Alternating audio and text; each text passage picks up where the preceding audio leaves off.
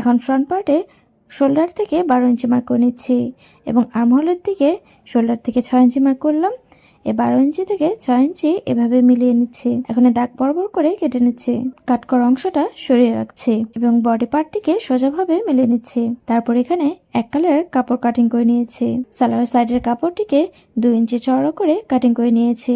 একটি সাইড এভাবে ডাবল পরিমাণ ফোল্ড করে সেলাই করে নিব। তারপরে এই কাপড়টিকে অপর সাইডটিতে আমি ফ্রিল করে নিব। দেখুন হাত দিয়ে এভাবে ধরে ধরে আমি ফ্রিলটি করে নিচ্ছি। এখন গলার ভি শেপের মধ্যে এই ফ্রিল করা অংশটুক এভাবে রেখে সেলাই করে নিব। এখন ভি শেপের মিডল পয়েন্টে একটি কাট দিয়ে নিচ্ছি। এখন নিচে পার্টের সাথে উপরের পার্টটি জয়েন দিয়ে নিব। নিচে পার্টটির সোজা পার্টের উপর উপরের পার্টটিকে এভাবে উল্টাভাবে রেখে এই সাইড দিয়ে সেলাই করে নিব। সাইডে 1/2 ইঞ্চি এক্সট্রা কাপড় রেখে সাইডটি সেলাই করছি। পুরো গলার অংশটুকু কিভাবে সেলাই করেছি তার নেক্সট পার্টে আপনাদের সাথে শেয়ার করব।